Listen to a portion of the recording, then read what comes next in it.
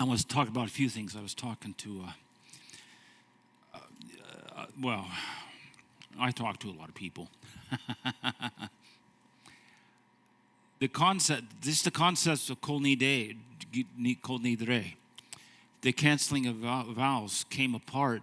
It's a late addition because of the Christianity's historic acts of forcing Jews to convert to Judaism under the penalty of death. And we would have to promise that we'd give up everything. Most of you are familiar with this, Jewish, and become Christians. And in Kippur, we canceled those vows. That's how we were able to get away with doing that kind of stuff. And some of you are familiar, if you've been here in length of time, that I look at things in an historical perspective. And I did an historical treatise through the history of Yom Kippur, how we got here from the Bible.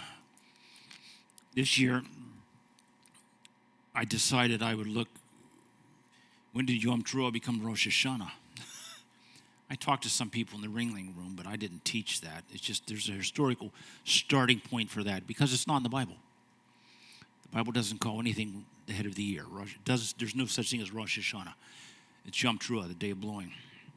And I saw where that started. But in looking to, when you read the Bible about Yom Kippur, it's basically the Avodah, which is tomorrow's first Torah portion. Dr. Joel's giving the message on that.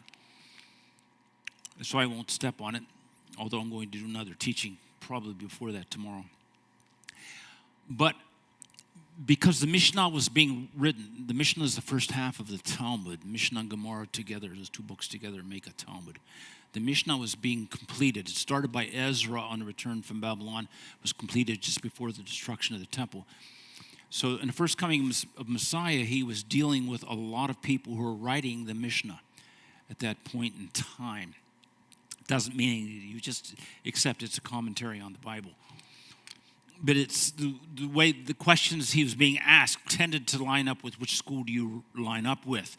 Do you line up with Shammai? Do you line up with Hillel?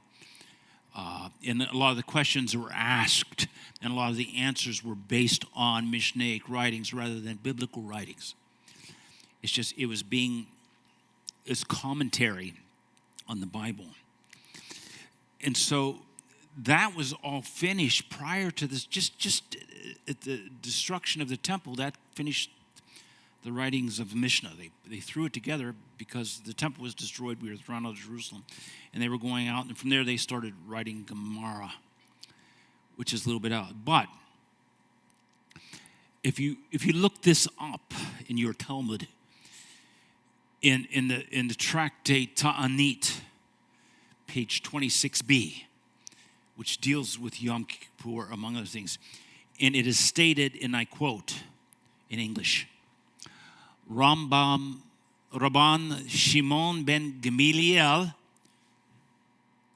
is in the Bible, okay, said, there were no days as joyous for the Jewish people as the 15th of Av and as Yom Kippur.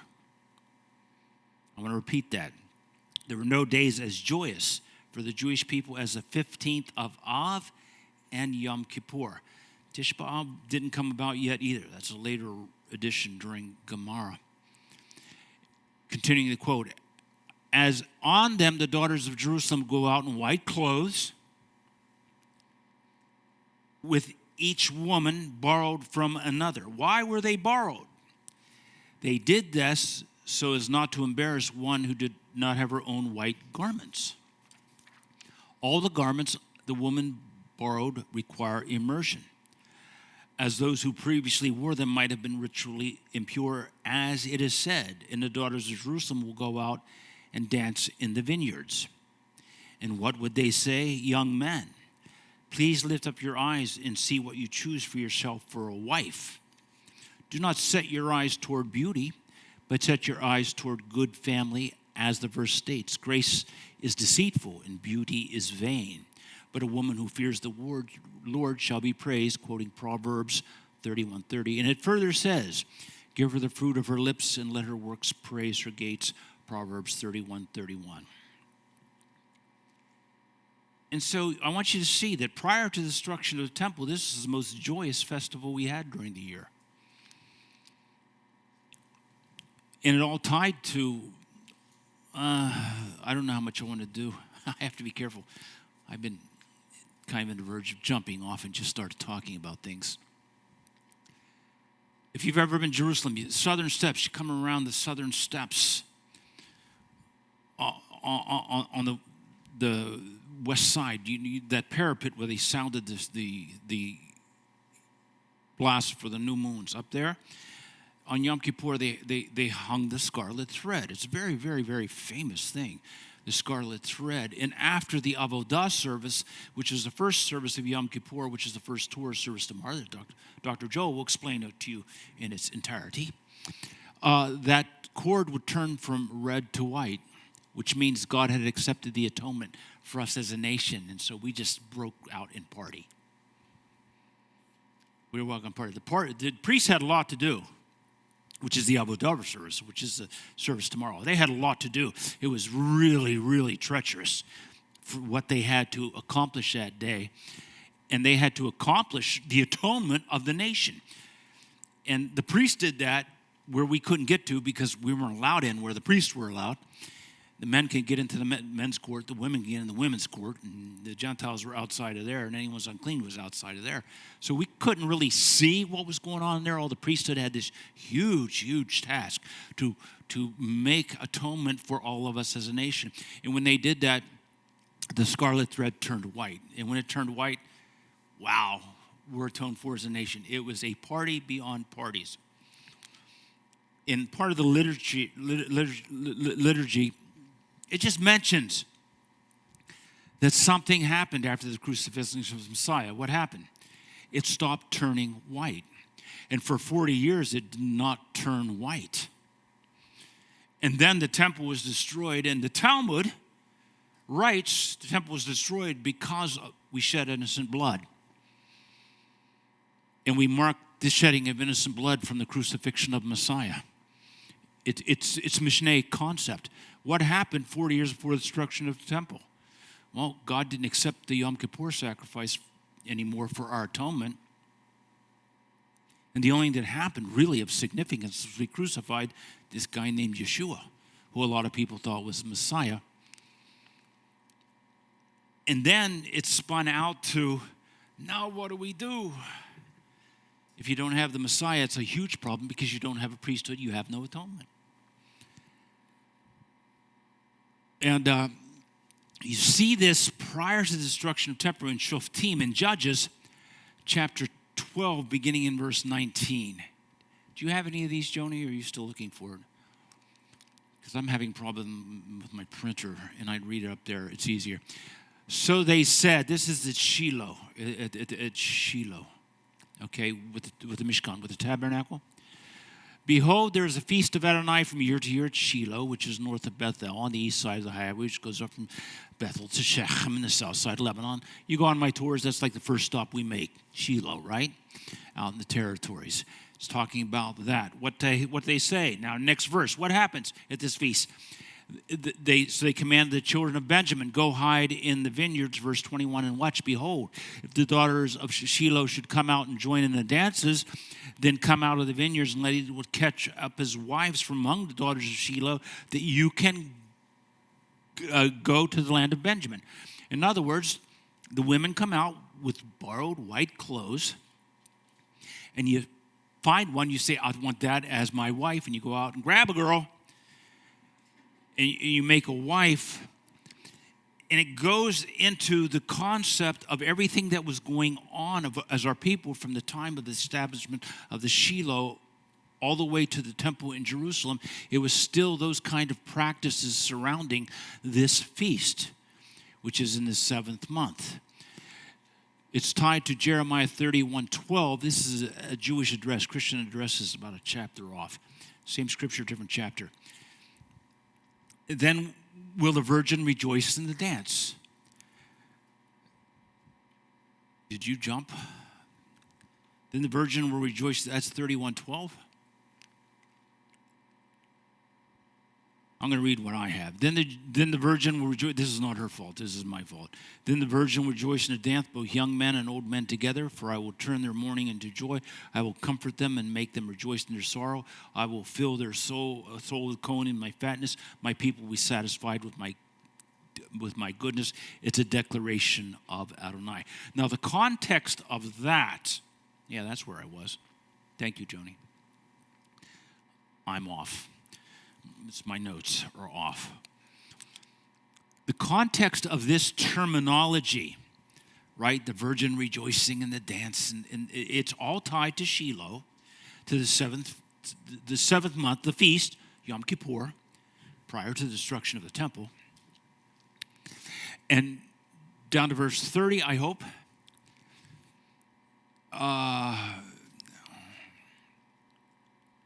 We're off. I don't know why we're off. I'm assuming I'm off, not you. Behold, the days are coming. It's a declaration of Adonai. I will make a new covenant with the house of Israel, the house of Judah. It will be not like the covenant I made with their fathers and I brought them by the hand to bring them out of the land of Egypt. For they broke my covenant, although I was a husband unto them. It's a declaration of Adonai. I'm down to verse 32. But this is the covenant I will make with the house of Israel after those days, a declaration of Adonai. I will put my Torah within them. Yes, I will write on their heart. I will be their God. They will be my people. No longer will teach his neighbor or each his brother, saying, No Adonai, for they will know me from the least of them to the greatest, for it's a declaration of Adonai. For I will forgive their iniquity and remember no more. The forgiving their iniquity is tied to the concept of Yom Kippur. For thus says Adonai, who gives the sun as a light by day and the fixed order of the moon and the stars by night, who stirs up the sea so its waves roar. Adonai Tzvaot is his name. Only if the fixed order departs from before me, it's a declaration of Adonai, then so Israel's offspring cease to be a nation before me for all time. For thus says Adonai, only if heaven above can be measured and the foundation of the earth searched beneath, I will cast. So then also I will cast off the offspring of Israel for what they have done. It's a declaration. Now we were married to God at Sinai.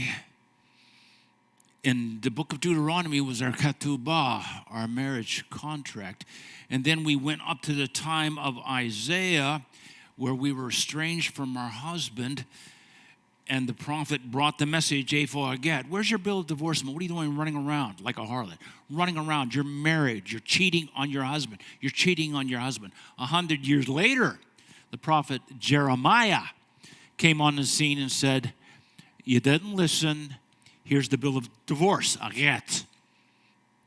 Because you are guilty of adultery, which is the only biblical cause of divorce, because for Israel to go after another god is adultery, then I'm divorcing you. I'm divorcing you. Forget it. Get out. You lose the house. The temple, and we told Jeremiah, well, this God lives here. And Jeremiah said, no, you don't understand. It's God's house, not yours. You're out. You're losing the whole thing. Which brings me to, all of a sudden now, here we are today, with a tradition of this is the Day of Atonement where we must do something and hope that God writes our name in the book of the life which closes tomorrow night at sundown with the Ne'ilah service where the liturgy is come in before the last gate is closed. It's closing. Come in, hurry, the gates are closing, come in. If you remember those the liturgy, we're not going to do that tomorrow, by the way. I'm tired of doing that. You know what?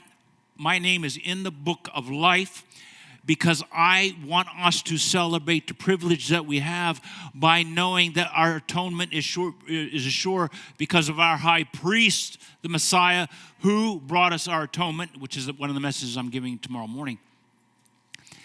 So what are we supposed to do with the concept that we have grown up with, for those of us that grew up Jewish, of we're supposed to fast, right? Nothing to eat, nothing to drink. Ladies, no makeup. Oh, the real tragedy.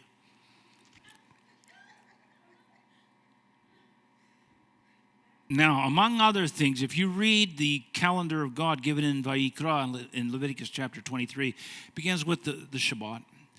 Goes to, it says, Keep the Shabbat. Everyone got to keep Shabbat, right? Tell the people of Israel, keep the Passover. Tell the people of Israel, keep Shavuot. Tell the children of Israel, keep Yom Teruah. And then it gets down to what we call Yom Kippur. It never says tell the people of Israel to do this, because Israel cannot do this. Only the priesthood can do this. So there's no instructions given to the sons of Israel. They are the sons of the Levitical caste of Cohen. But anyway, because we are a kingdom of priests, which we recognize, which is a transition in our mindset after Babylonian captivity, we realize we are a kingdom of priests. And as followers of the Messiah, we are the high priesthood of God, according to the Bible.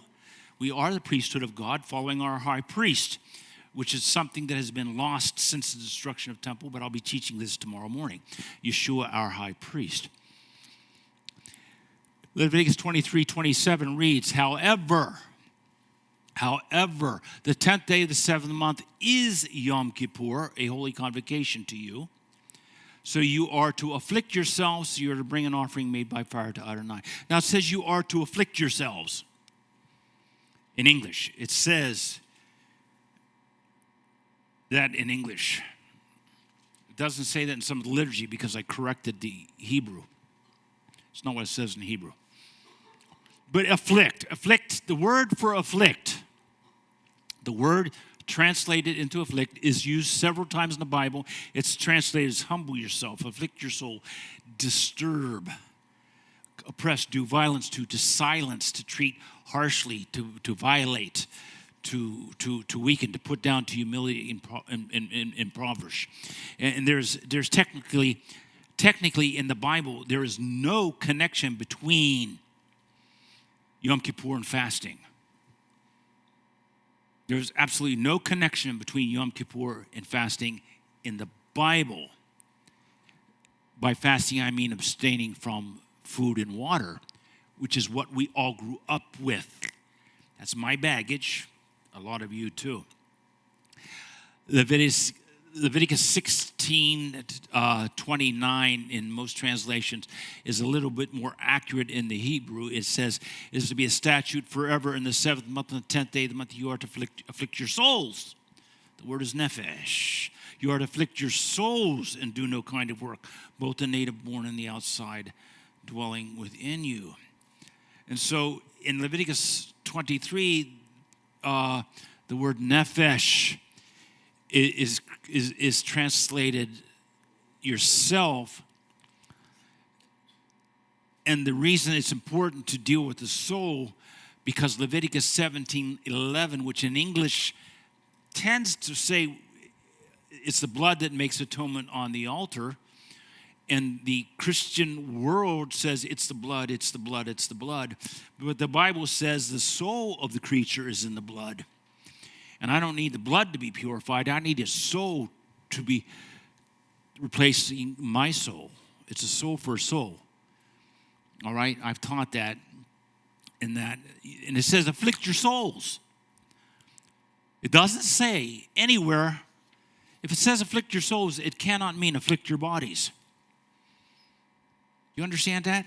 Even if this applies to us, which we can accept because we are a priesthood, we are to afflict our souls. It doesn't say afflict our bodies. Why is that important? Because I can afflict my body. I can go an entire day without eating, without sleeping, without drinking. And when I talk all the time, I really get dried out and it gets hard to talk. But I can have an offense against Ellen because Ellen's sitting in the front row and you've been around forever. She came to faith in Yom Kippur in 1987. 1987, our first Yom Kippur, just poor little lost Cohen came in and God sucked her into the kingdom. And I can have an offense against her and I can fast all day. At the end of the day, I still don't want to sit with her in a ringling room eating Chinese food. Why? Because I've afflicted myself, but I'm hungry and I'm thirsty and she can sit somewhere else because I don't like her.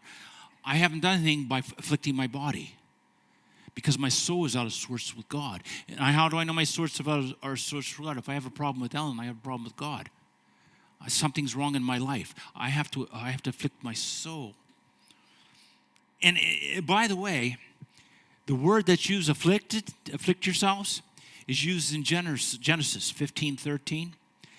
They said, know for certain your seed will be strange in the land, so they will be enslaved or oppressed 400 years. The word oppressed, that's what I'm to do with my body. Oppressed, that's the same word. It says afflict yourself, oppress yourself. What's the connection between Yom Kippur and slavery in Egypt? Because you have to make the connection. How does this go back? Now, most of you are used with allegorical concept, right? For part of this congregation, you're used to it. Jewish concepts, it's all allegorical. The words tie Yom Kippur to Egypt, right?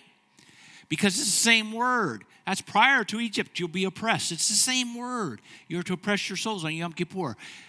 What that means is there's a link between Yom Kippur and Egypt.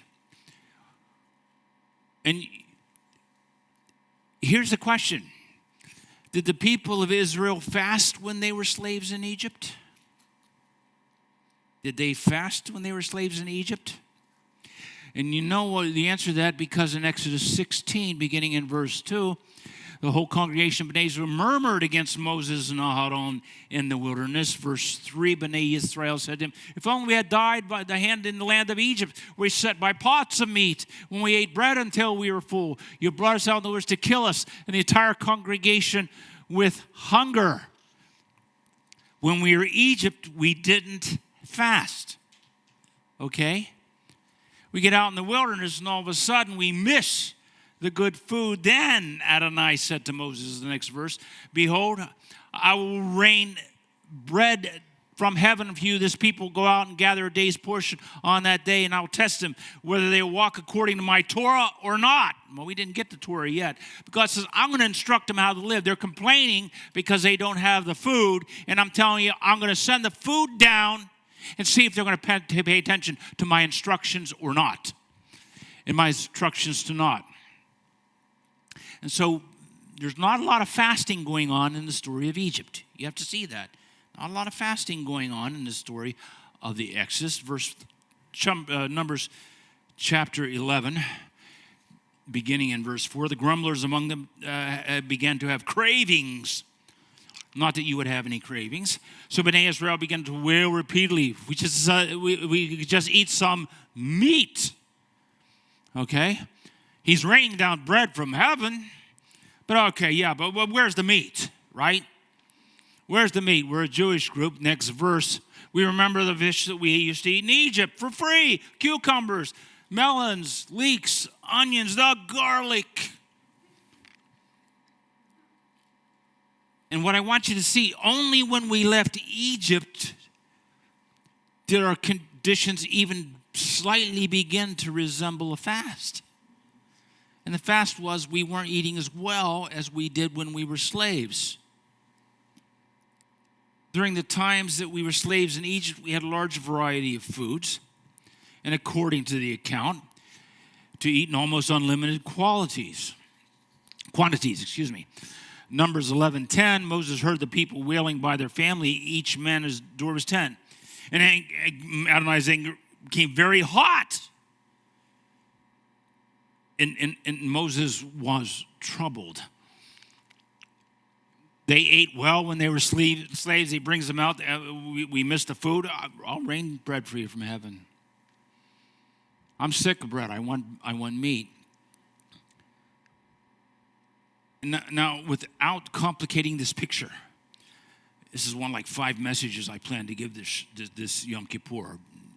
Dr. Joel's giving one, Rabbi Isaac's giving one, but I'm filling in some things tomorrow, I think. When God, think about this, I'm talking about Egypt, the connection, right? Try to stay with me. When God intervenes and sets us free, who is more concerned about eating and drinking, us or God? Let me ask you again. When God intervenes and sets us free, who is more concerned about eating and drinking? Is it us or is it God? So in Leviticus 23:27, it says, however, the 10th day of the 7th month is Yom Kippur, holy consecration to you, so you are to afflict yourselves. Now, do you think this instruction, God is suddenly concerned about our diet on Yom Kippur? Do you think this is a really important day? Skip a few meals? Does that make sense to anybody based on the link that we have with the Exodus from Egypt? Because you are to afflict yourselves.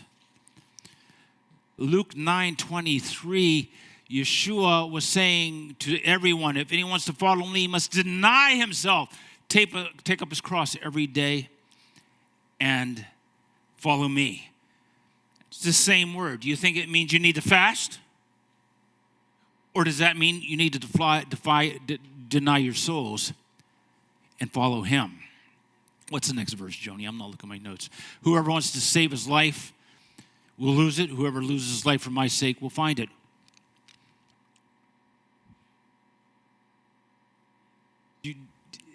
What's this have to do with our diet? Although the tradition we grew up in Yom Kippur, everything has to do about our diet. You shouldn't eat. You shouldn't drink. Why? Why? Who brought that in? In the next verse, what does it profit a man if he gains the whole world but loses or forfeits himself? What are you trying to gain? And listen carefully. I'm not speaking against our traditions. I'm saying let's pay attention to what God is doing, what God has done with us historically, and what we should be doing as his people and as his priesthood. Luke 17:33, whoever tries to keep his life will lose it, whoever loses his life will preserve it. He's into the preservation of life. I'm into the preservation of life. Quit eating and drinking. Why? I want to preserve your life. Those don't mix. Do you understand that? God wants to preserve my life. Therefore, I should not eat and drink so God can preserve my life. Wait a minute. There's a disconnect in the thought process. And this goes on. It's about denying myself. Give me the next verse, dear. Matthew 16:24. Yeshua said to disciples, if anyone wants to follow, he must deny himself, take up his cross and follow me. It's the same word over and over. Deny yourself, deny yourself, deny yourself. Verse 20, next verse. Whoever wants to save his life will lose it. Whoever loses life for my sake will find it. 26. Amen, I tell you, unless a grain of wheat falls to the earth and dies, it remains alone. If it dies, it produces much fruit. Did I give you 25 and 26, 25? He who loves his life, love my life, not my body, my life, my soul, will lose it. The one who hates his life, my soul, you know, the spirit is willing, the flesh is weak. My soul is where my problems are. That's my mind, my emotions. That's me inside of here. I got to lose my life. I got to afflict my life. I got to afflict my soul. I got to press it down. And the next verse, verse 26. No, it's not what I had. That's okay. Do you have verse 26 of wherever we were? One up above that? All right, I'll give you that one. He who loves his life. Okay, I'll read it. I didn't give it to her. What will profit man if he gains the whole world but forfeits his soul? Or what will man give in exchange for his soul? What are you going to give in exchange for your soul? Because I tell you, you could fast for 40 days and 40 nights, and if you come out hating somebody, there's no improvement. You've just lost a little weight. You understand? Why? Because you're afflicting your body. You're not afflicting your soul. You're not denying yourself. You're not denying yourselves. John 12:24. Amen, I tell you, unless a grain of wheat falls to the ground, dies, it remains alone. If it dies, it produces much fruit. And then the same thing over again. Who loves his life will lose it. The one who hates his life in this world will keep forever. That's always the same word. Hate your life. Deny your life. Deny your life. Deny your life. Not deny your body. hate your body. Don't hate your body. Hate yourself. Hate what is in you, because what is in you is what holds you from God. What stops me from coming into God is my opinion. And my opinion is my soul, and I got to press that down because God is my creator. And whether I can wrap my mind around him or not, I have to admit, if I could wrap my mind around God, he wouldn't be a very impressive God. You know, if I understood God, I wouldn't really respect him that much because I'm a simple person. And you go and follow that up with now we follow Gamaliel, the other main Pharisaic school in the book of Acts. In the gospel accounts, there was Hillel and Shammai. It doesn't mention Shammai by name, but he quotes him. And you know that from the Mishnah. But Paul was raised in Gamaliel with his teaching, right? So that lines up with the school of Hillel historically, which is still taught in temples and synagogues today, by the way. And Galatians 19, or 2:19. For the law, I died to the law so I might live for God. I have been crucified with Messiah. I've been crucified with Messiah. What's crucified Messiah? Me. He doesn't mean they put me up on a crossbar of an execution stake. He said, me, I have afflicted myself. Therefore, in the next verse, it is no longer I that live, but Messiah lives in me. The life I now live in my body, I live by trusting in Ben Elohim, the Son of God, who loved me and gave himself up for me. I live my life in Messiah because I have forfeited my life. I have hated my life. I have oppressed my life, my soul. I've done that. And I have to tell you, I can do that without skipping a meal. Nothing wrong with skipping a meal, especially here in the West. We're not good at skipping meals.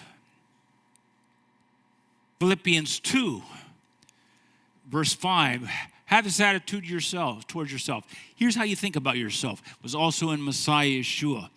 Verse 6, who though existing in the form of God did not consider himself being equal with God a thing to be grasped, but he emptied himself, taking on the form of a slave, becoming the likeness of men, and being found in the appearance of men. He humbled himself, same word. He humbled himself, becoming obedient to death, even death on a cross. Same word. He humbled himself, just like we are to humble ourselves on Yom Kippur. Do you see that? 2 Corinthians 5:15. He died for all that those who live might no longer live for themselves, but for the one who died and was raised. So I don't live for myself. I don't live for myself.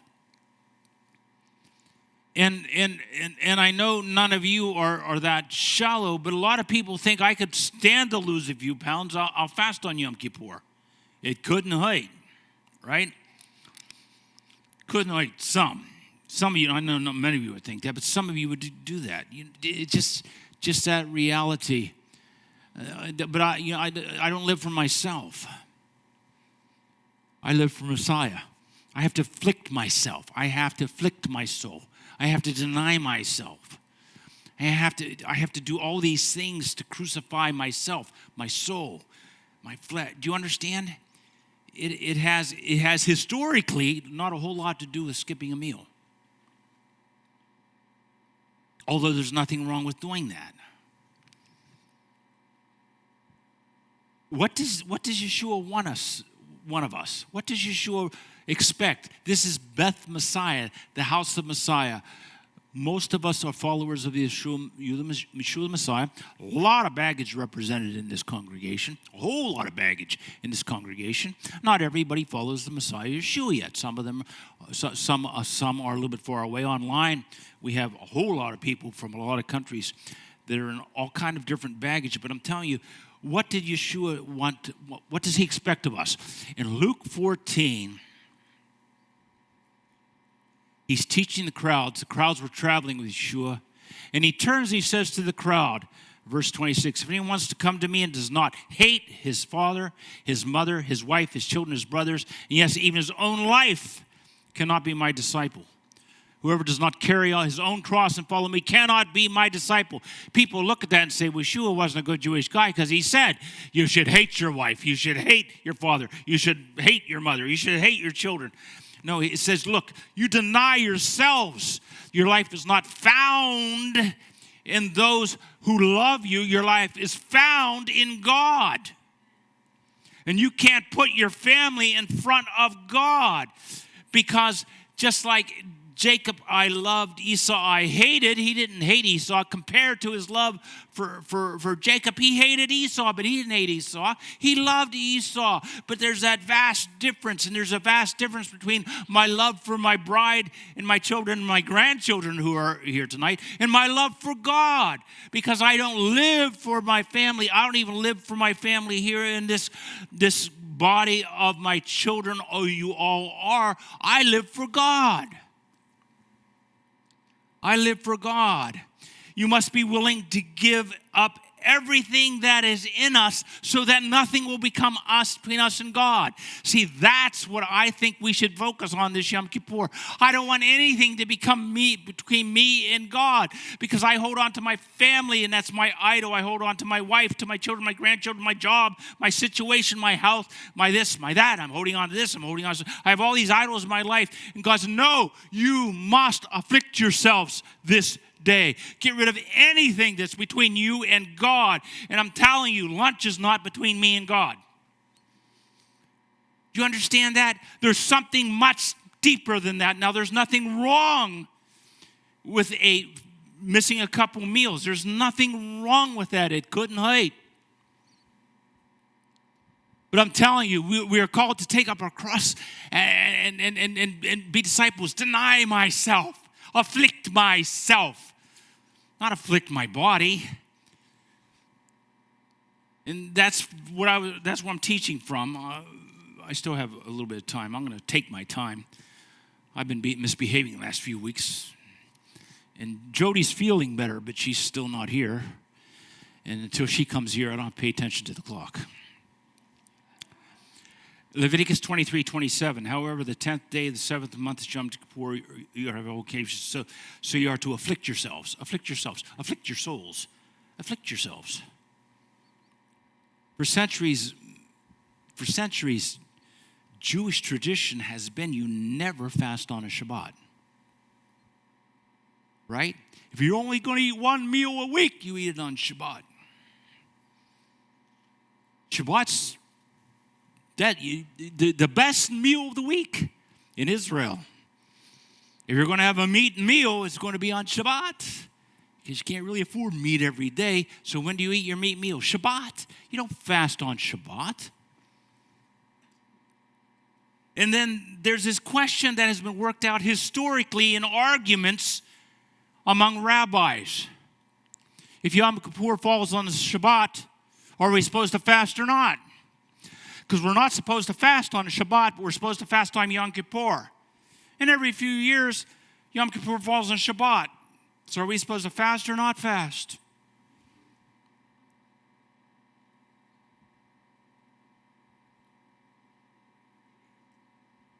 And the answer is they're not sure. I'm assuming by next year, Yom Kippur will probably slide towards Shabbat.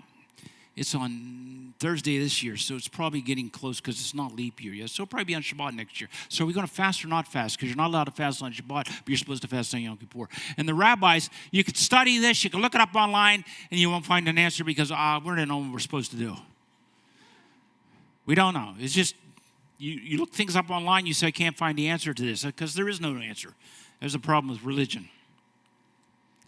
Because what I want you to see on Yom Kippur, we shouldn't merely stop eating and drinking. We must attempt to remove our souls from the equation, from the worldly knowledge and deceptive ideas that have accumulated in my mind this year, which deviate us from the high calling that God provided through Yeshua the Messiah. It's truly all about God and the Messiah. God is the all and everything else is the other. And I've let the other things creep into me. And on Yom Kippur, I got to get rid of that. I got to afflict myself. I got to cleanse myself. I got to crush that in me. I've got to crush that. Should we abstain from eating and drink on Yom Kippur? That's a question to some of you. I want to tell you what the answer to that is. That's up to you. Everyone should make that decision because it's legitimate to fast. It's legitimate to fast. It's traditional to fast. Isaiah 58:5 points out, is this the fast I have chosen, a day to afflict one's soul? Now, this is the affliction of the soul, which is terminology used in Leviticus for Yom Kippur, the affliction of the soul. He says, should we afflict our soul?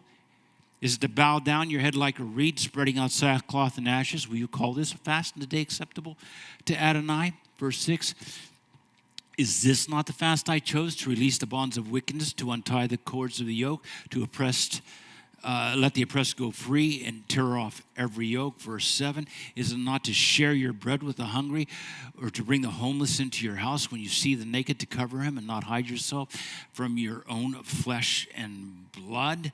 Verse 8, then your light will break forth like the dawn, and your healing will spring up speedily. Your righteousness will go before you, the glory of Adonai as your rear guard. Verse 9, then you will call, and Adonai will answer. Then you will cry, and he will say, Hineni, here I am. If you get rid of the yoke from among you, the finger pointing, the bad mouthing. Go ahead, Joni. I don't know where I am. If you give yourself to the hungry and satisfy the desire of the afflicted, then your light will rise in the darkness, your gloom will be like midday. Then Adonai will guide you continually, satisfy your soul in drought and strengthen your bones. You will be like a well-watered garden with a spring of water whose waters never fail. Some of you will rebuild the ancient ruins. You will be called repairer of the breach, restorer of the streets of dwelling. This is 100 years before Jeremiah, remember. If you turn back your foot from Shabbat, from doing your pleasure on my holy day, and call Shabbat a delight, a holy day of Adonai honorable, if you honor it, not going your own way, seeking your own pleasures, nor speaking your usual speech, then you will delight yourself in Adonai, and I will let you ride over the heights of the earth, and I will feed you with the heritage of your father Jacob, for the mouth of Adonai has spoken. That's the kind of fast that God talks about. And I want you to understand something. For the sake of our witness and testimony to the larger community that we are a part of, both in Christianity and in Judaism, we are part of both those communities who we are trying to educate of the truth of Messiah to both the Jewish community and the Christian community. All we want them to find is the truth in Messiah. We should be careful about what we do as a witness to who we are and not make it confusing for people we are trying to reach, either in the church or in the Jewish community, not to exclude the Muslim community where some of you came from. Because Yeshua taught in Matthew 6:16, whenever you fast, do not become sad-faced like the hypocrites, for they neglect their faces to make fasting evident to men. I hate to say it, but that's like you women not wearing your makeup. You neglect your faces to make fasting evident to men. Men, I tell you, they have their reward in full. Verse 17, but when you fast, anoint your head, wash your face. Verse 18, so your fasting won't be evident to men, but your Father who is in secret. But to your Father who is in secret, and your Father who sees you in secret will reward you. In other words, you fast, you make your fast between you and God. And don't worry about what anyone else chooses. If somebody's sitting in front of you, behind you, beside you, says, I'm going to eat and drink for 24 hours. That's between them and God. But if you want to say, I'm going to do that, and I want you to know that because I want you to know how much I'm suffering, well, there's your reward. Somebody else knows about it. Do it without telling anybody. You see, I'm not going to begin to tell you what I think about what I'm going to do, whether I'm going to eat or anything until sundown tomorrow night. That's between me and God. I'm not asking you to tell me, what do you think? Should you abstain from food between now and tomorrow night sundown? You want to abstain from water? That's between you and God. Should we do that? I don't know, but I'm telling you, we should deny ourselves. We should do whatever it takes to deny ourselves. In Matthew 16, verse 24, it's always good when where Joni is. No one can serve two masters. He will hate the one and love the other. Who will stick to the one, stick by one and look down on the other. You cannot serve God and money. You can't serve God and the world. Verse 25. So I say you do not worry about your life, what you eat, what you're going to drink, your body, what are you going to wear? Isn't life more than food and body more than clothing? And the next verse is very simple. It's a summation. Look at the birds of the air. They do not reap or sow together. Your Father in heaven feeds them. Are you not of more value than they?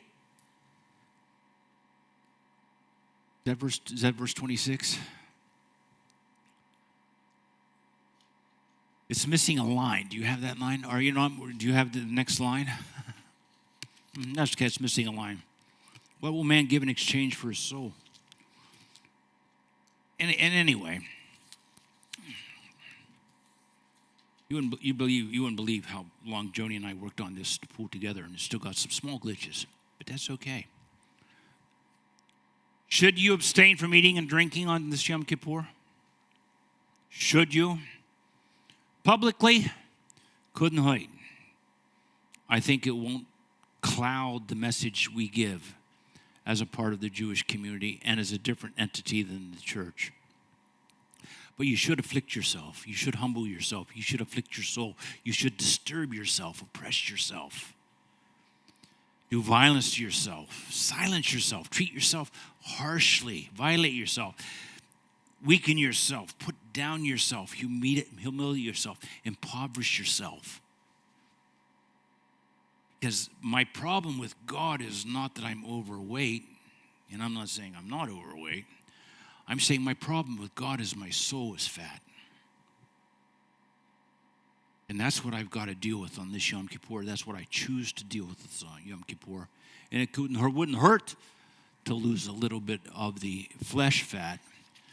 But what I really need to lose on this great day of Yom Kippur is my soul fat. My soul fat comes from the contamination of the world. Okay, Joni, transition back.